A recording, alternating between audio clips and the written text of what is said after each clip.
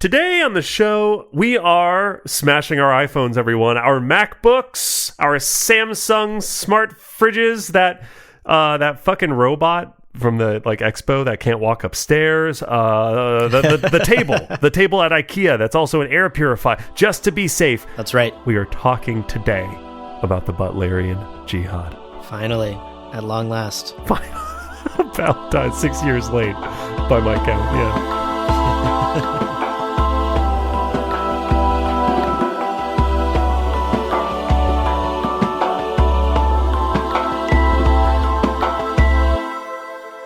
Welcome to Gom Jabbar, your guide to the iconic world of Dune.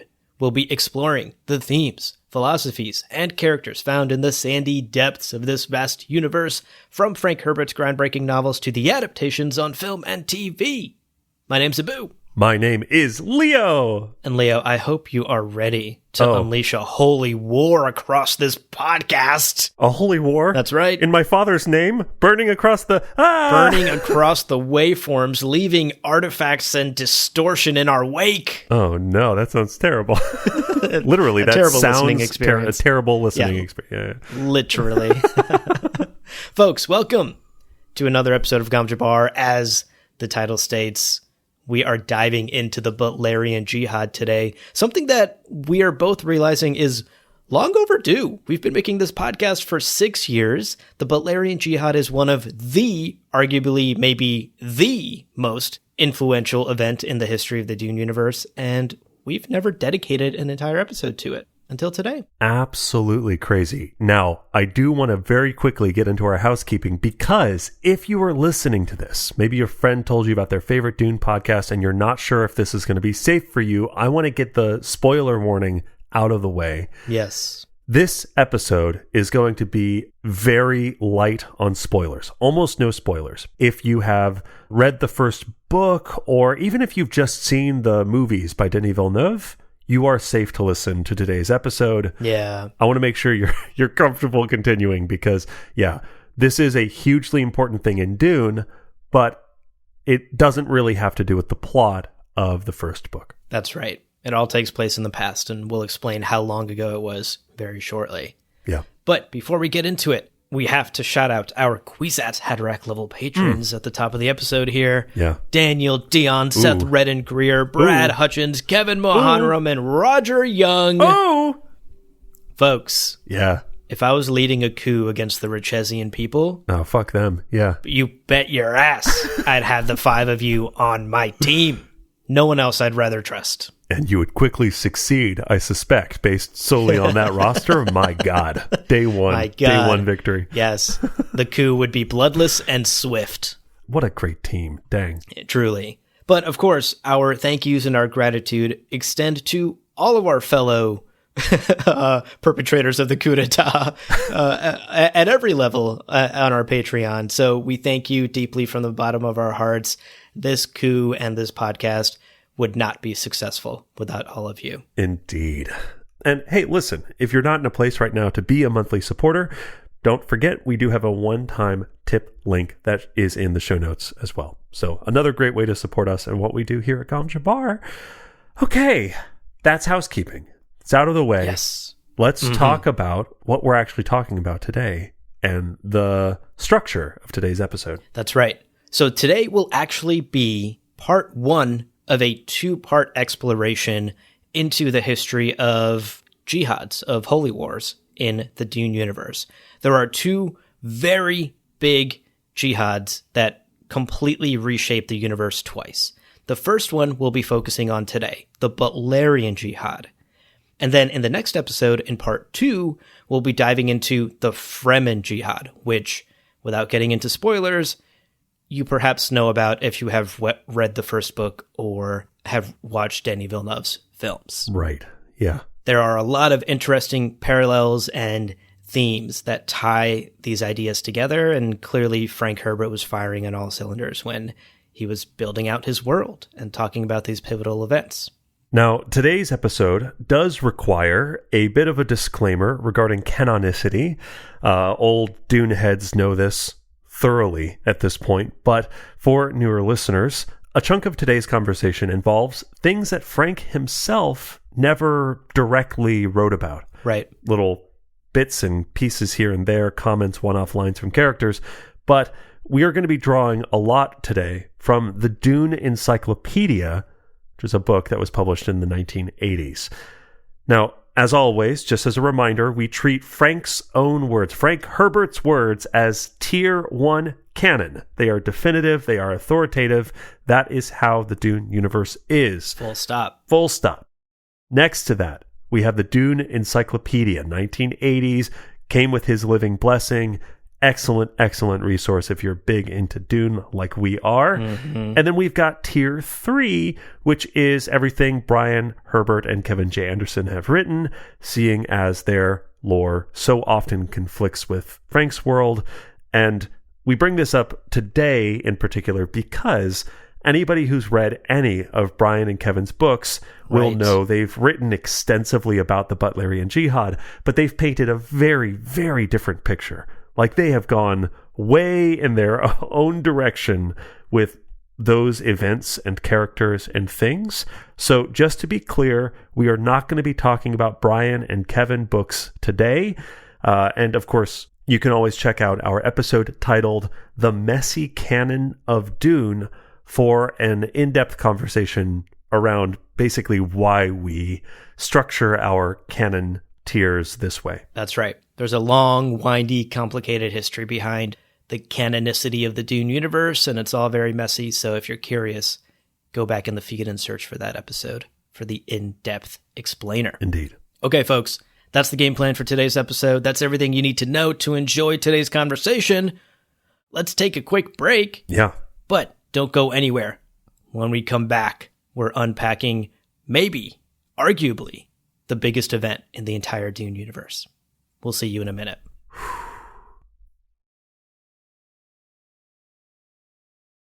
Welcome back, everybody. Oh, I hope you enjoyed your break. Let's do it. Let's get into one of the most formative events in the Dune universe. So, starting off, it's worth acknowledging, by the time of young Timothée Chalamet, Paul Atreides, the Butlerian Jihad is ancient history, but imperial life, what it's like to actually live in the Empire, is shaped by its ramifications day to day, moment to moment. You can't go a fucking rotation around your backwater planet without being hit by one of these ramifications, right? Mm-hmm. The Butlerian Jihad is among the most consequential events in human history. Oh, yeah. You know, sliced bread, invention of fire, turning wheel. Butlerian Jihad's like number 4, number 5 for sure. Yeah. Yep. And by itself can be somewhat blamed for mentats, for spacing guild navigators, and even spice melange, right? Like, the thing that is most important and most valuable in the Dune universe really only matters because of the Butlerian Jihad. Yeah. The modern political structure of the Imperium itself takes shape after the events of the Jihad, and as a result of the events of the Jihad. It's wild. This event truly changes the course of human history forever in this universe. Yeah, it really does. It's also what makes Dune feel like Dune. How many, like, dime a dozen sci-fi novels are there where everyone's talking to holograms and computers and artificial intelligences, pew, pew, and pew pew laser blade, and so little of that exists in Dune because of the Butlerian Jihad. And despite the fact that this monumental event is so impactful, is so important, the first book provides basically no details about it. It's like, yeah, this thing happened. Fucking guess about it, I guess. Speculate, have fun. We'll be here talking about plot, I guess. Here's the meager definition that we're given from the Terminology of the Imperium, which is this section at the end of the book, gives you some additional details about the world. Quote, "The crusade against computers, thinking machines, and conscious robots begun in 201 BG and concluded in 108 BG. Its chief commandment remains in the OC Bible as, 'Thou shalt not make a machine in the likeness of a human mind.'" End quote. Iconic Dune quote. Iconic. That shit's another tattoo that I've seen so many times on like Google when I'm searching Dune tattoos. I'm like, oh yeah, there it is. And also really relevant today. Oh my God, with all the Claudes and the Geminis and they're all trying to be like us. We're the cool people. That's true. They're just That's pretending. true. Maybe it's time we finally get that tattoo. We've been resisting it for so long. Yeah. Right across from my Fear is the Mind Killer tattoo for sure. That's right. Now, the appendix at the end of the first book doesn't shed much more light than that. It has a mere 2 paragraphs of additional information. Here that is, quote, "Then came the Butlerian Jihad, 2 generations of chaos. The god of machine logic was overthrown among the masses, and a new concept was raised. Man may not be replaced. Those 2 generations of violence were a thalamic pause for all humankind. Men looked at their gods and their rituals and saw that both were filled with that most terrible of all equations, fear over ambition." End quote. God damn, what a dense set of words. Yeah, really. The highest stakes. Every sentence in that was crazy. But in order to have a fuller picture of this thing, right? Yeah. That's all Frank gave us. Well, that's why we get to now turn to the Dune Encyclopedia. That's right. And as always, the Dune Encyclopedia, oh boy, it not only fills in the gaps of this universe, but it paints it, it expands it, it blows it up in amazing and fascinating ways. Because you read those paragraphs, those 2 little paragraphs from Frank Herbert at the end of the first book, and you go, what the fuck actually happened? Right. People but like got events, like events, people, names, atrocities. dates, like yeah. it sounds like a terrible jihad that raged across the galaxy, but you're not giving me any details. Luckily, that's where the encyclopedia fits in and gives us so much more to chew on. Yeah. So let's talk about what's in the encyclopedia now. And let's go to the very beginning.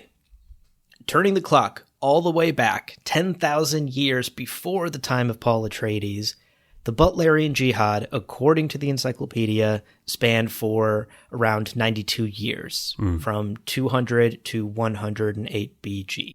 This period, historically, has been given 2 names. The name that we've been calling it so far on the podcast, the Butlerian Jihad, and also the Great Revolt. And the disagreement here between historians is basically whether this pivotal moment in human history should be attributed to a character named Jehanne Butler, who we will talk about shortly, or whether this is just great movements across many planets and across many cultures that were not solely about this one person. It's basically, do we make this one person the figurehead and symbol for this jihad, or is it something bigger than her? Yeah. And that's sort of a central tension within this whole crusade. Yeah, and we should come back and talk about this toward the end, because I think that this is a somewhat justified question to ask. Very interesting, right? Like, do you describe the entire event by the spark that started it, or do you kind of adhere to a name that more acknowledges the widespread nature of this event, right? And all of the contributing factors. Totally. And, things have been renamed in real life history before, right? The Great War became World War I after we started a second one, like extra historical context meant we had to rename the first thing. Oh, shit, we need to add numbers. Right. Oh, no, we got to start counting these damn World Wars, folks. Yeah. Yeah. So, I think historically within the Dune universe, there's great debate on what this moment should be called.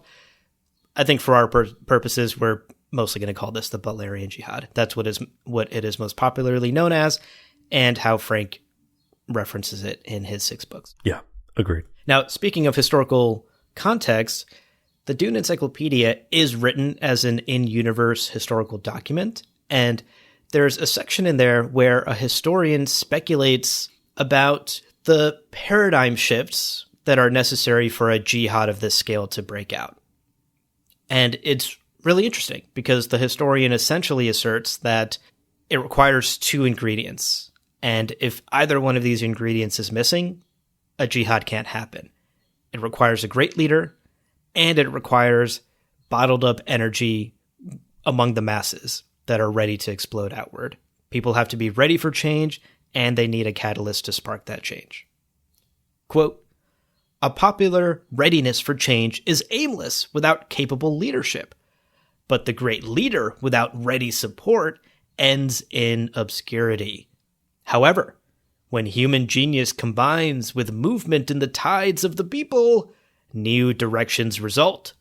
Such a combination was the Butlerian Jihad." End quote. Man, that is Frank's bread and butter. Not only talking about, the event, right? The overthrowing, the huge directional shift of tides, but also that kind of X factor of what actually enables it. What is the catalyst? What is the thing that makes that possible? Because without that, it's just, it disperses. Like that energy potential is wasted. Yeah. And I think I agree with Frank here. I think if you look at the long arm of human history, most revolutions, most societal changes and upheavals don't just kind of happen in a mass blob of people, right? It's usually focused and charged and directed by great leaders who have the potential to both be consequential and great, as well as dangerous and corrupt. And I think that is at the heart of Frank's warning here. Yeah. Great change requires great energies among people and great leaders. And the combination of those two things colliding can result in wild changes in human history, for better and worse. Yeah, very well said. Again, one of his biggest warnings the whole time is charismatic leaders. And this is part of why, right? This is one of the whys behind his urgency in the warnings. That's right. So Jehanne Butler, right? Super important. Let's talk about her life a bit. And this is, again, all taken from the Dune Encyclopedia. Jehanne Butler was born in 230 before the Spacing Guild. So this is about 10,000 years before Paul Atreides, on planet Komos. Komos was a planet that was being kind of ruled by the class of technocratic folk on planet Richese. And Jehanne Butler's early years were marked by two different types of training and preparation. One was as a priestess of Kubebe. She was just being trained to, be a figure in this religious order. The other was as a Bene Gesserit. So akin to someone like Jessica, right, Paul's mother, she was being given Bene Gesserit training. Yeah. And we don't know a lot about those early years necessarily, but with those two bits of data, we can kind of picture it's like a lot of preparation, a lot of being trained in these various skills that are important for Bene Gesserit to have. Fast forward to when Jehanne Butler is 25 years old. She settled down with Thetter Butler. She married Thetter Butler, who is, we're told, quote, the Logistos of Xania, one of the 10 administrative districts on Komos, end quote. So this is a sort of administrative head of office for an important district on planet Komos. And the same year they got married. Maybe this is a shotgun wedding. Maybe they got a little too hot and heavy under the covers, because same year... That honeymoon. Woo! Same year they were expecting their first child. Oh, congratulations. However, hold the champagne, hold the flowers, because after Jehanne was admitted to a hospital for the delivery of her child, things went quickly south. From the Dune Encyclopedia, quote, when on the delivery table, Jehanne was anesthetized. When she awoke, she and her husband were informed that their daughter, Sarah, had been aborted. The hospital explained that the fetus had been too deformed to survive. End quote. Ugh. So, wow. Yeah, obviously, this is like devastating stuff. Probably the worst thing that you could hear. But there was, for Jehanne, an added layer of pain and tragedy, because she was trained as a Bene Gesserit. She had this superhuman knowledge and awareness of her body and her unborn child. And she, with this extra training, was convinced that the diagnosis was impossible. Quote, "In time, Jehanne came to believe that her child's death had at best been unnecessary." End quote. Wow. Which again, just the worst thing you could discover as a mother and to believe. It's it's awful. It's awful. Now, this leads to Jehanne's discovery that the director of the hospital, the person making these calls, was the first self-programming machine on Komos.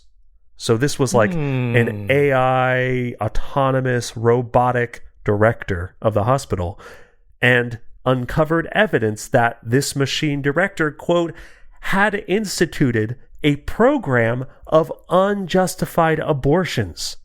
End quote. Jesus Christ. Crazy.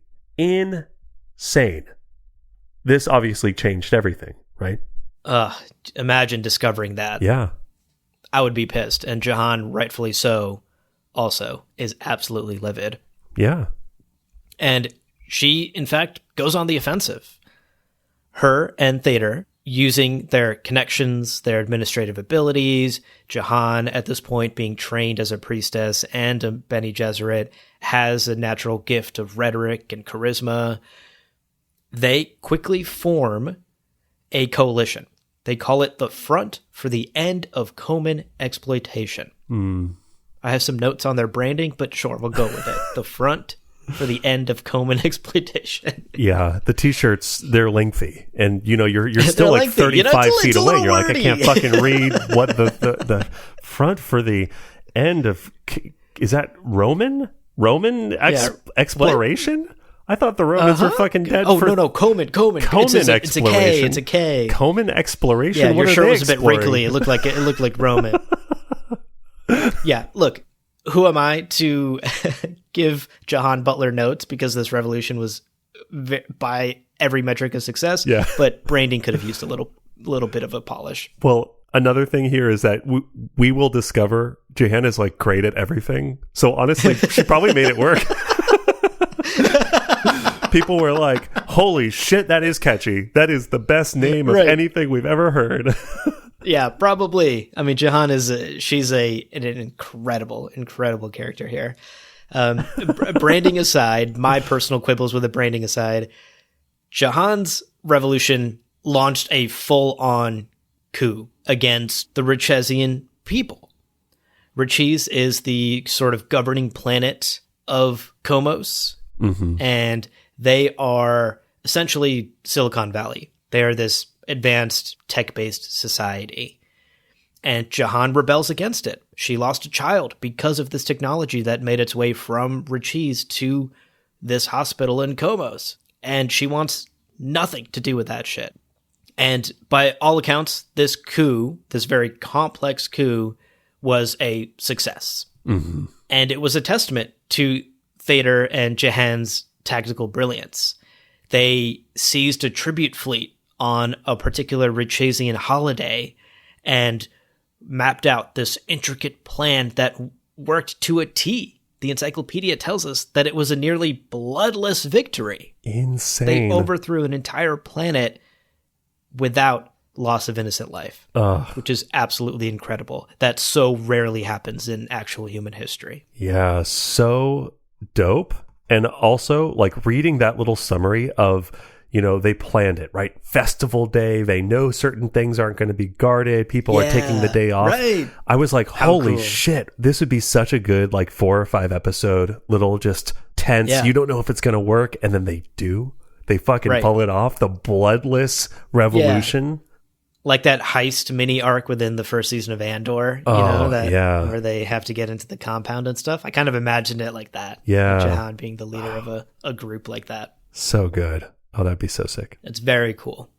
Well, the coup is successful. The Richesians have been overthrown. Komos has thrown off the shackles of this technocratic society and all of their gadgets and gizmos.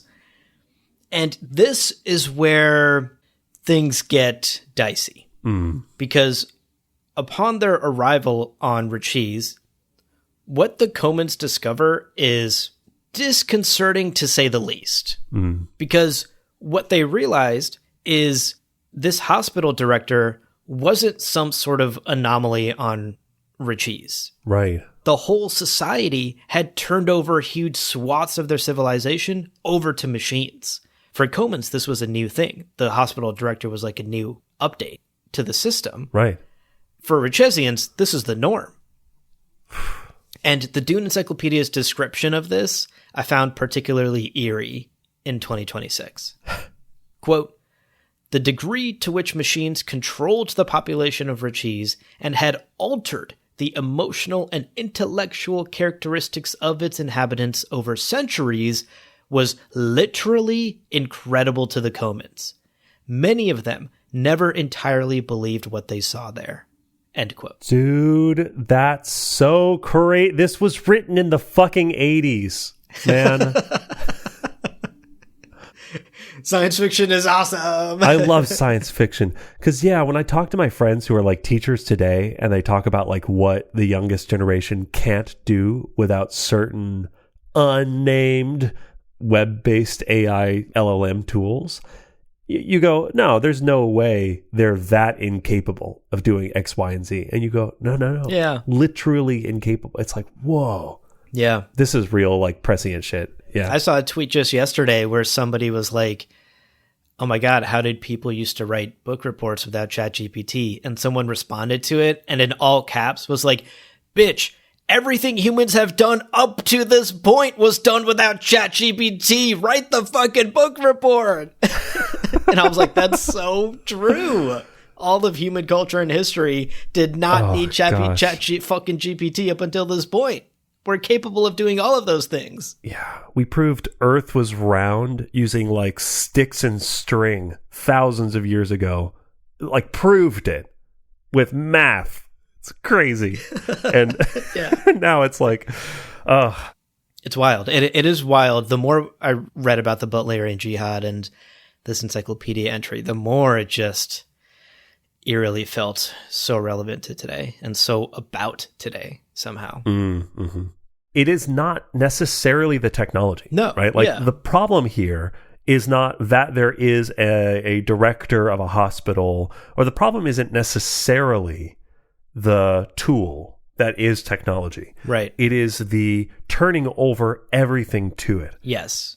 It's that the decision to abort Jehanne's baby was handed off to the director without any oversight, right? Right. It was this blind acceptance of, well, this machine is great and can make this judgment call without human intervention. Right. That mindset is what is so disgusting to the Komans. Yeah.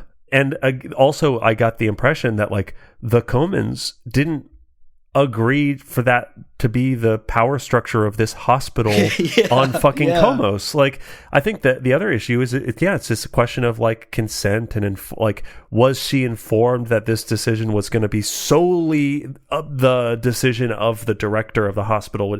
That's weird. It's not like you're overseeing doctors. It's not. It's bizarre. It's bizarre. But yeah. I think that there's this quote from later in the Dune series, and this is not a spoiler at all, but it's Frank's own words about the Butlerian Jihad. And in particular, I think this really summarizes it well. Of course it does, because it's also fucking Frank Herbert talking about his own creation, the Butlerian Jihad.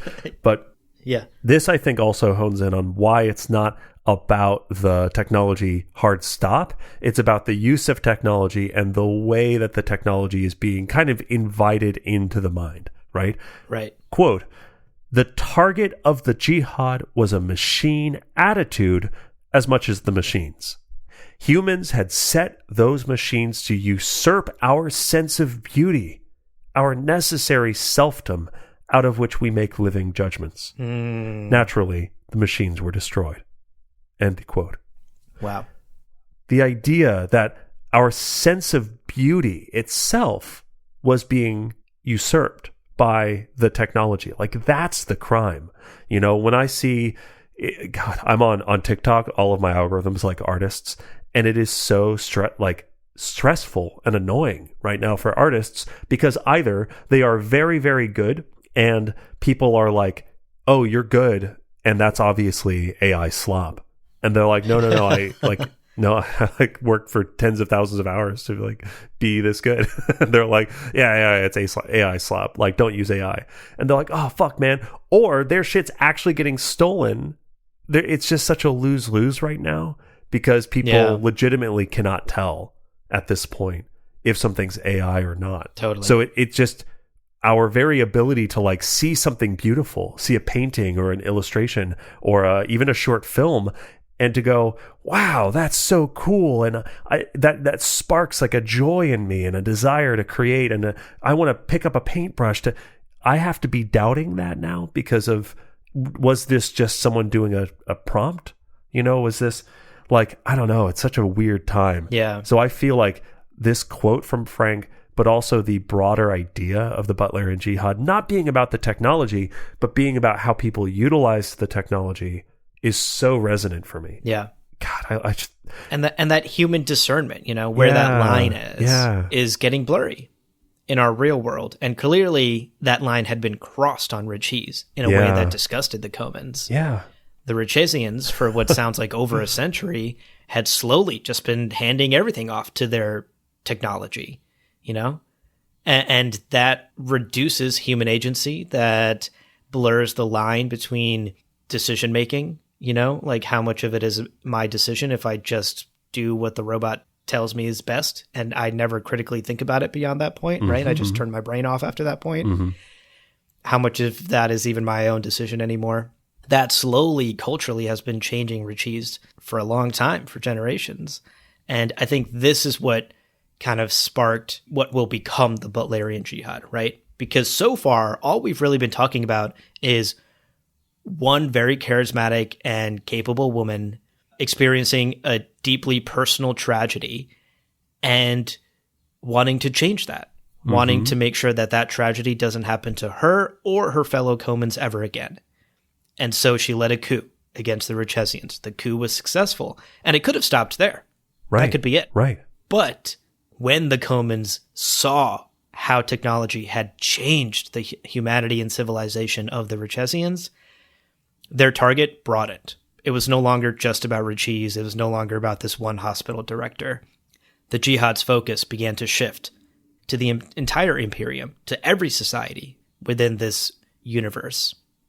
And this is where things get real interesting, because Jehanne's goal was not necessarily that. Right. What really sparked the flame and caused the bloodshed that the Butlerian Jihad will be infamous for, that was a decision made by the priestesses of Kubeb, who fanned those flames to a dangerous degree. Yeah.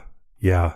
So important to note that, right? Like, you're totally right. We are not even talking about the Butlerian Jihad yet.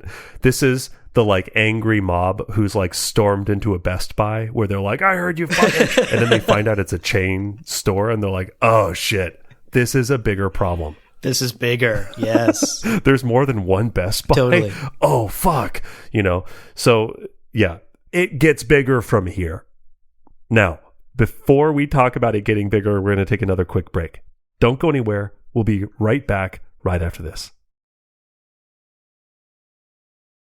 Welcome back, folks. Let's talk about these priestesses. Arguably the real spark for the Butlerian Jihad. This is fascinating stuff. Yeah. The priestesses of Kubeb, who had allied with Jehanne to overthrow Richese, were a part of this successful coup.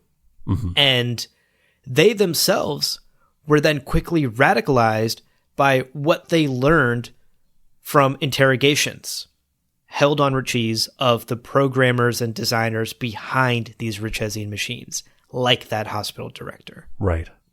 It turns out that many of these programmers and developers willingly participated in and masterminded the handover of Richesian society to machine control and machine thinking. This wasn't a thing that just like happened to them. There was no Terminator style, the machines turned against us. Right. They willingly handed over their autonomy and agency to the machines. They wanted this to happen. Yeah. And that disgusted the priestesses. The inflection point of all of this was one particular interrogation of a Dr. G. Demlin by the chief priestess Urania. As the story goes, according to the encyclopedia, by all accounts, Demlin was an arrogant prick. Yeah, he sounds like he sucks, dude. Like the worst tech bro I've ever heard of. This guy sucks. Truly. Yeah. Truly. Imagine the worst tech bro you've ever heard of and then amplify that by 10x. That is Dr. Demlin. And Urania has the displeasure of having to interrogate this fucking asshole. Yeah, yeah. And the interrogation goes badly, as you'd suspect. Demlin spends most of his questioning just kind of droning on about how brilliant he is and how wonderful the machines that he creates are and how necessary the machines are. Urania, during this entire interview, can barely hold her composure. She is repulsed by this fucking man and everything that he believes. Girl, same. And she simply can't hide it. It's all over her face. Yeah. Like, first date. Yeah, tell me more about your fucking golf swing, guy. So cool. Oh my God, you trade ETFs? Exactly. Hasn't asked me a question all night. Buy me another martini. This sucks. This sucks. Yeah, anyone who's been on a date with a Silicon Valley tech bro has probably experienced a little bit of what Urania is sitting through. Now, things get worse because, she's repulsed by him. She can barely contain it. It's all over her face. And Demlin, fucking snowflake Demlin, gets triggered. Yeah. His toxic masculinity boils over, and he explodes at Urania. He starts talking shit about her goddess and her religion and the priestesses, and he starts making these bold claims that the machines that he builds are more worthy of praise than, quote, a supposed goddess invented by a clutch of bucolic bumpkins on a pigsty of a planet. End quote. Okay, wait. I hate this guy, but that was a bar. Like, that was such a valid bar. Invented by a clutch of bucolic bumpkins on a pigsty of a planet fucking slaps. Oh my God. Incredible. The alliteration alone. My God. Yeah, we hate him. But we hate him. Fuck him. Fuck him. But also, let him spit. That's crazy. Yeah, let him spit. My God. Yeah, I mean, absolute fire, right? He's talking shit, but he's also spitting fire. Yeah. In his rage, though, he at one point turns to an icon of the goddess Cubebe and prepares to spit, which is like disgusting. It's like, come on, don't spit. You're a grown man. Crazy. He's about to spit on this icon, but Urania is too quick. She kills him with her ceremonial knife in an instant. Yeah, deserved. That's that. Deserved. Interview over. Yeah. Uh-huh. And this interrogation is the straw that breaks the camel's back. The priestesses call an urgent meeting of the council that very same night, and this is where I would say the Butlerian Jihad as we know it today is actually born.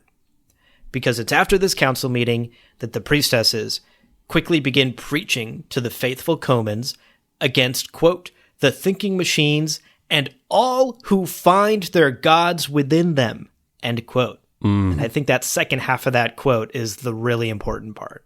Yeah. Now it's not just about the technology. It's also about the humans who worship the technology. Yes. Dude, imagine being such an insufferable tech bro that you cause effectively a genocide. People are like, we're going to hunt down everyone in a North Face jacket today because of you piece of shit. Crazy. That's wild. Truly. Demlin, my guy. Yeah, so insufferable that the priestesses just had to do something about it. They're like, anyone drinking a hard kombucha, track them down right now. The Inquisition has begun against kombucha and North Face, I guess. And this is it. Now the jihad, the bloody part of the jihad begins. Mm-hmm. What started as a relatively contained act of overthrowing tech overlords has now become a crusade against not only the technology itself, but anyone who champions or even simply uses that technology. Everyone is now suspect in the eyes of the priestesses and the Komans who follow them. Yeah. And you know what? This is where Jehanne really starts. I think if you read this article only knowing what you know from Frank's books, you might expect it to go a certain way.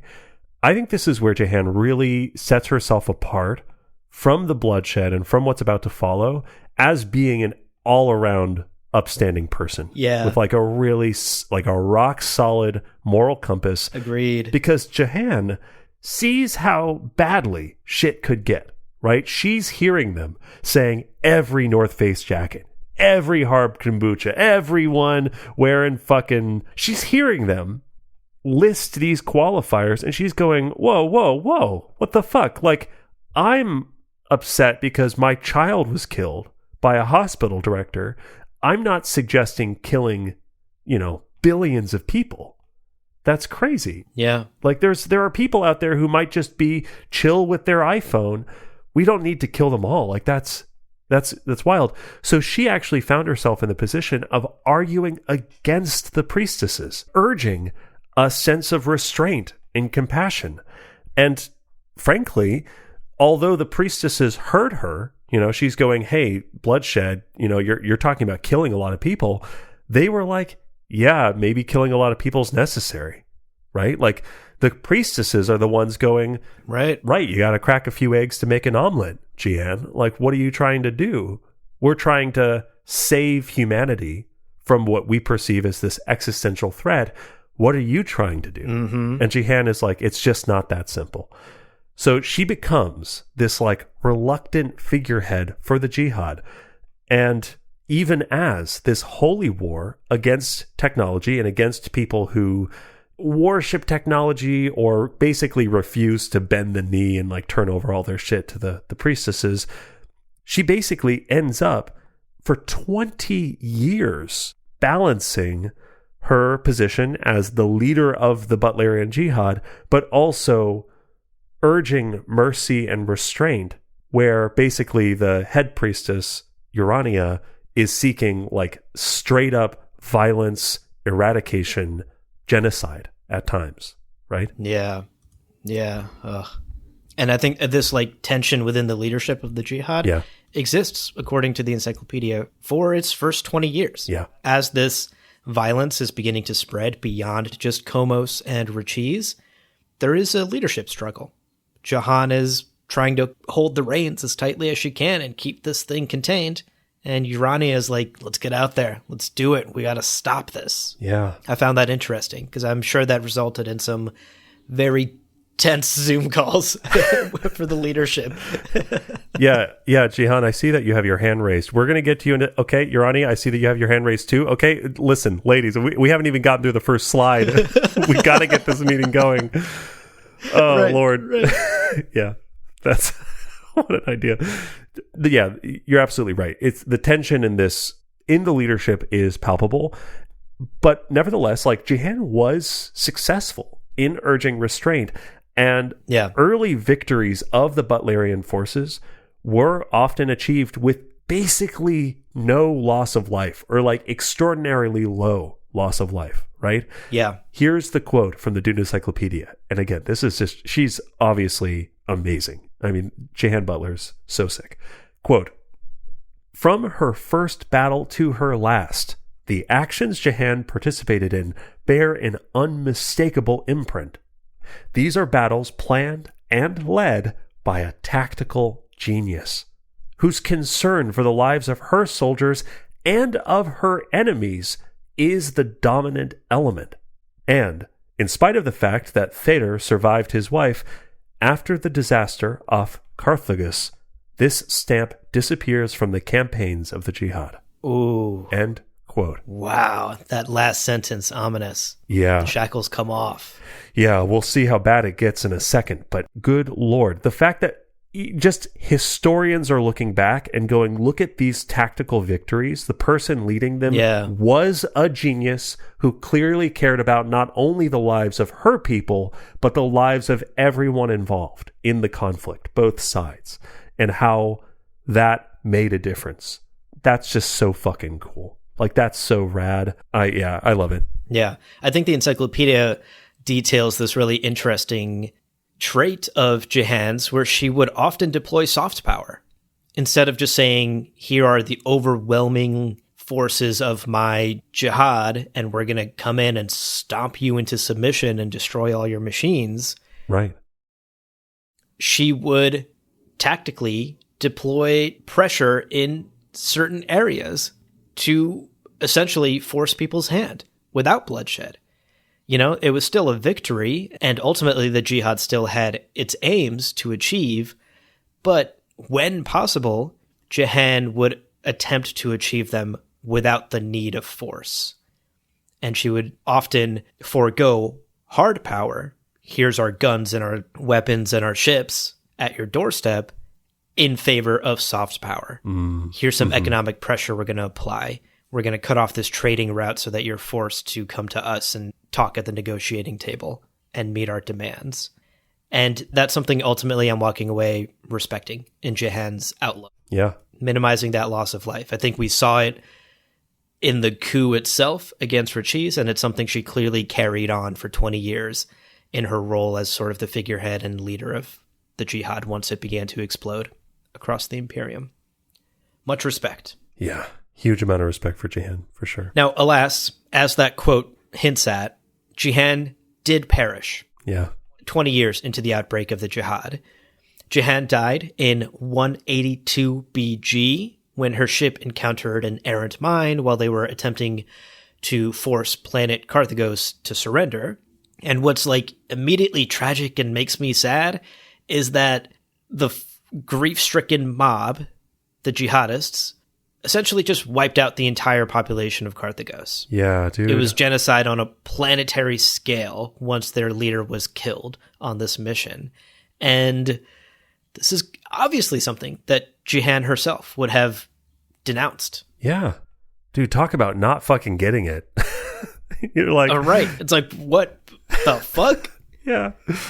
Oh. She wouldn't have wanted this, and you did the very thing she spent 20 years trying to warn you against. And that's sort of the tragedy of the jihad, of the Butlerian Jihad. The age of Jehanne's restraint and compassion are officially over in 182 BG with her death and this atrocity on planet Carthagos. Yeah. And before we move on from Jehanne and talk about the rest of the jihad and the aftermath, I wanted to read a quote from the encyclopedia entry about Jehanne Butler, because I think it really exemplifies how incredible. I know we've been really gassing her up this whole episode. Yeah, sure. But she deserves really, it. It's like it's hard to paint the picture of Jehanne Butler's brilliance. I think this passage from the encyclopedia does a pretty good job, though. Mm-hmm. Quote, "Many compared meeting her for the first time to the sensation of being struck. The emotions produced in others were not those associated with fear, however. The words most often used to describe her presence asserted a combination of compassion and intelligence so great as to produce what one observer, in a phrase later known to billions, saw as a living flame of a woman. But this was not fire as the devourer. It was flame as the beacon. This flame led the crusade for 20 years. When it died, the jihad became the flame itself, and this would be the fire of destruction." End quote. Oh, let us be a First of all, beacon. beautiful writing. I know. What the fuck? Killing it. Like, I love that. I love that so much. I don't know I've ever met anyone who meeting them was like being struck. But I guess complimentary. I mean, this isn't going... In a complimentary way. Yeah. Jehanne Butler? Oh, no. Oh, jeez. Yeah, meeting her was like being fucking slapped in the face, dog. It was terrible. Yeah, that's... Wow. Incredible. I mean, again, this sounds like the way people talk about... like, I was raised Tibetan Buddhist, and when people talk about meeting the Dalai Lama or meeting lamas, like, right, meeting enlightened individuals, people talk about the feeling in the room is... when you're around an enlightened person, especially within this community, it's like, oh, yeah. You feel that they are different. Yes. So we're hearing some of that same kind of religious awe around Jehanne Butler as a religious figure, this sort of like patron saint. This right. Yeah, she's that's so interesting. Wow. Yeah. So rest in peace, Jehanne Butler. You were clearly a legendary one. Yeah. Or at least the historical context 10,000 years later of how we remember you. You were a legendary one. Yeah, very true. Well, this carries us into the years following her death. And these are, frankly, terrible. We talked about the Butlerian Jihad. Yeah. It's 90 years or so. First 20, Jehanne was in kind of at the helm, doing her best to kind of mitigate bloodshed. Well, after her death, shit goes sideways in a lot of different ways. The Dune Encyclopedia does not name Urania at this point as being the one like kind of really fucking everything up, but I'll point the finger. I feel like she's probably in charge a little bit. You see how many times she raised her hand in that Zoom meeting? She was biting at the bit. Too many times. Too many times, Urania. We get it. You got shit to say. We get it. It's fine. Without a unified voice or directive, the period following Jehanne's death is a chaotic one with destruction of computers and machines as sort of the only prime directive. But again, we have these splintering factions of Butlerian jihadists who are also targeting the people using the technology or defending the technology, right?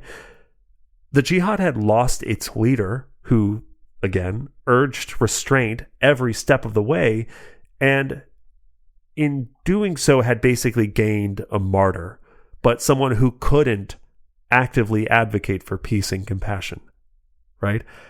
So yeah, the sort of religious fanaticism that we're talking about, people talking about Jehanne as if she is this patron saint or this religious figure, it's mixing with the greed and the violence, the adrenaline, the movement, the power of a mob. It is all mixing together into this super deadly cocktail that's just leaving the Imperium in tatters. And there's another quote from the Dune Encyclopedia that does a really great job of kind of explaining this chaotic following, 70 or so years after her death, right? Right. Quote, "The Butlerian Jihad was not a monolithic campaign that swept irresistibly through the human galaxy. On the contrary, it was the composite of thousands upon thousands of separate forces lasting almost a century. To conceive of the jihad, one should not think of the imperial army or Paul's Fremen, but rather of pirate fleets, moving when and where their commanders will, with little in common but the name of Jehanne Butler and a hatred for the machines they could neither understand nor replace." End quote. Wow. What a venomous take from the historians in the Dune Encyclopedia about these pirates, these greedy pirates who co-opted the jihad for their own power and ambition. Yeah, I mean, it's setting humanity back. And I think that it is that historian's perspective where you go, yeah, but was all of it necessary? Like, we get why. Yeah, of course. We get the hospital director. We get Richese. But the reality of, like, the years following Jehanne's death, it's clear, you're right, there's venom there. There's, like, a real sense of judgment.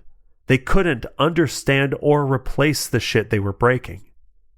So what does that leave but devastation and an Imperium that then takes, it's like we really got kicked back into the Stone Age in a lot of ways. Yeah. And was that necessary? Not really. And we kind of see humanity kind of crawl back toward that same alluring, machine attitude, just with other fucking things. So it's also, I think, with the historian's perspective, you're looking back going, man, those fucking idiots, just those greedy, violent, enthusiastic pirates. Yeah, very, very powerful writing here with like so much imbued in each word. Yeah. It's very cool. Yeah. It's horrible stuff. I mean, this is a dark time in humanity's history, and it is a hole that humanity digs for itself that we will spend thousands of years digging ourselves out of. This is what will give birth, like we said at the top of the episode, this is what will give birth to necessary things like, the spice melange, the spacing guild to get around, the Carino throne, the Landsrat, the modern power structure of the Imperium. All of those things are a result of the chaos that is unleashed here after Jehanne's death, and the opportunism that is on display by these pirate and mercenary factions. It's a dark time, but it does come to an end.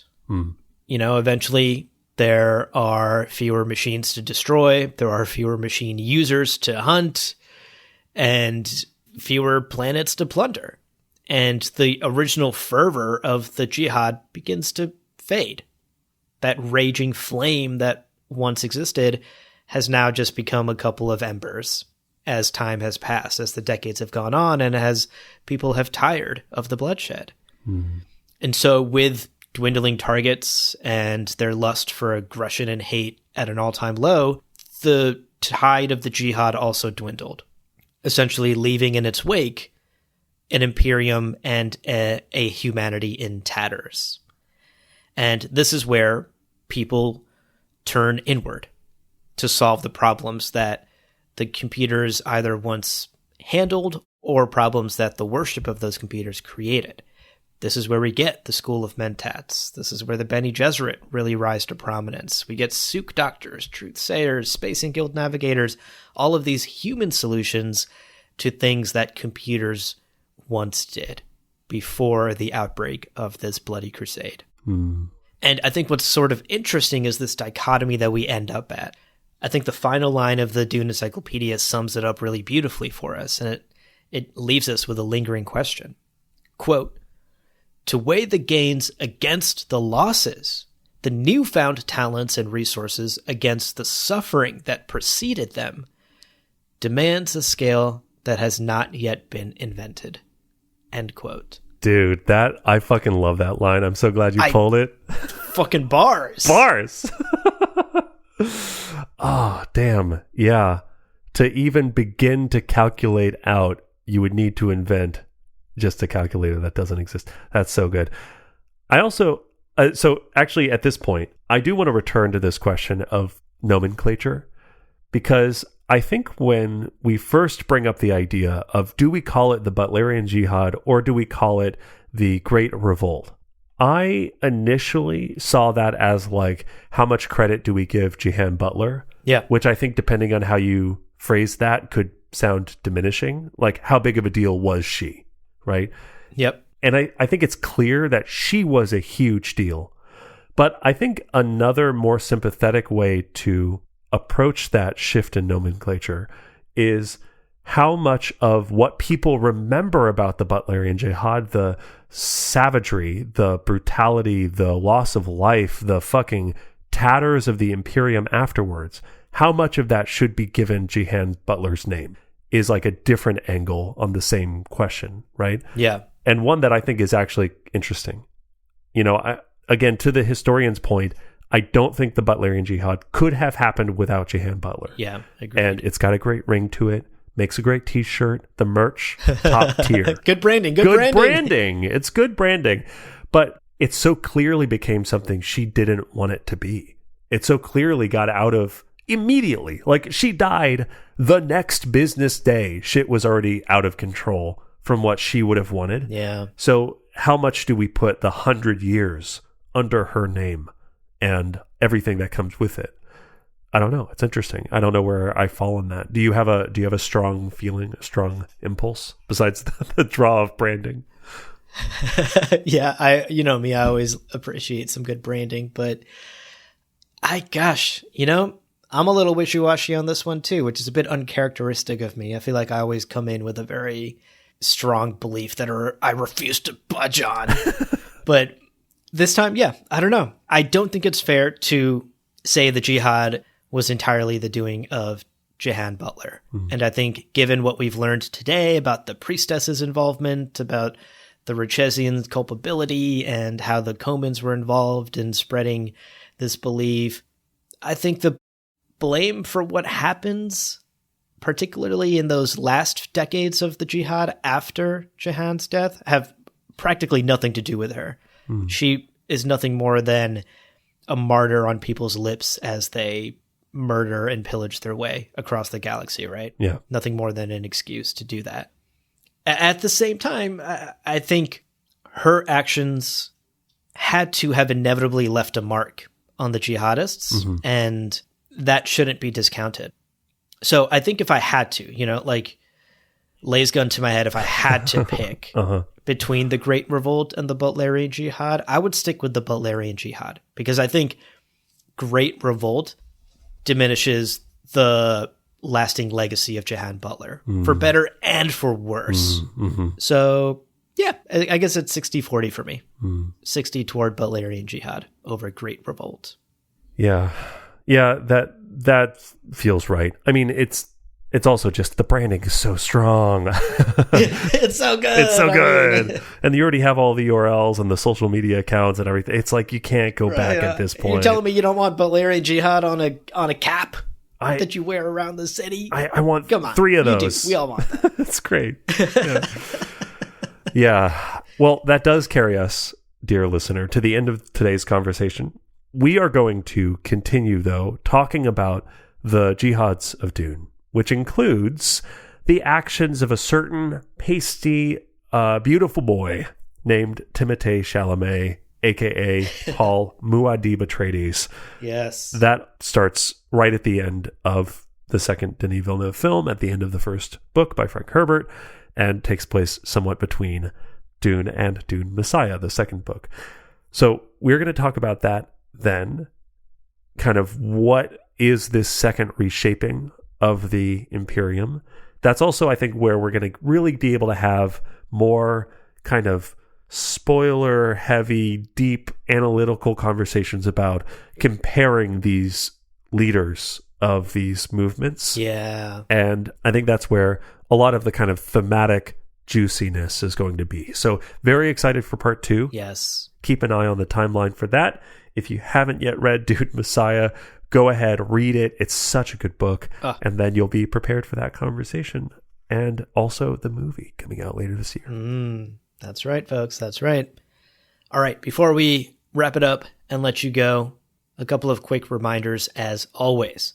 First, the 2 best ways to support us is 1, to become a patron at patreon.com/GomJabar. You get ad-free episodes. You get early access to book clubs and future episodes. And you get to participate in our amazing, nerdy little community on Discord where folks are always popping off. There's some hotly debated discussions about Dune Part 2 happening right now in the Discord that I'm trying to ignore and not get involved in. So, if any of that intrigues you, consider becoming a monthly supporter. The second best way to keep this show going is to check out our merch store, gomjabar.shop, where you too can grab some excellently branded t-shirts. Komos merch coming soon, I suppose. Why not, you know? Both of those links and other useful links are in the show notes below, so please check those out and help us keep the lights on. We greatly appreciate it. Yeah, maybe don't hold your breath for the end of Koman exploitation merch. That's very niche.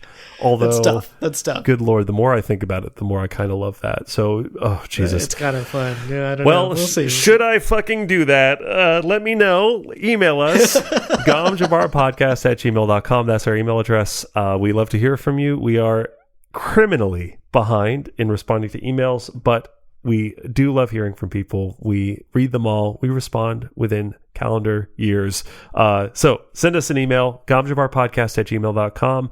And of course, as always, in addition to your questions, your comments, your feedback, your concerns, your hopes, your dreams, if you have cute pets, we demand a pet tax. Send a picture of your cute old pet. We love to see them. They're great. That's right, folks. Maybe I'll make a dog bandana merch item that is the front for the end of Koman exploitation. Yeah, super hard to read at a distance, but man, once people read it, they're like, "Oh, I get what you are about." That's right. I believe what you believe, brother. Hell yeah. Hell yeah, brother. We gotta end that. We gotta end that exploration of the Romans, exploitation of Komans. Maybe we'll come up with a cool acronym for it. You know? Yeah, maybe.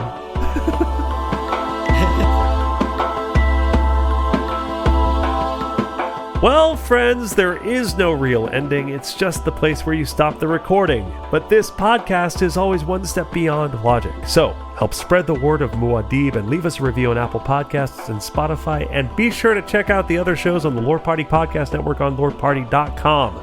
You can follow us on Twitter and Instagram at lore_party. We're also on YouTube. Thank you so much for listening. And remember, whoever controls the podcast controls the universe. We'll see you on the golden path.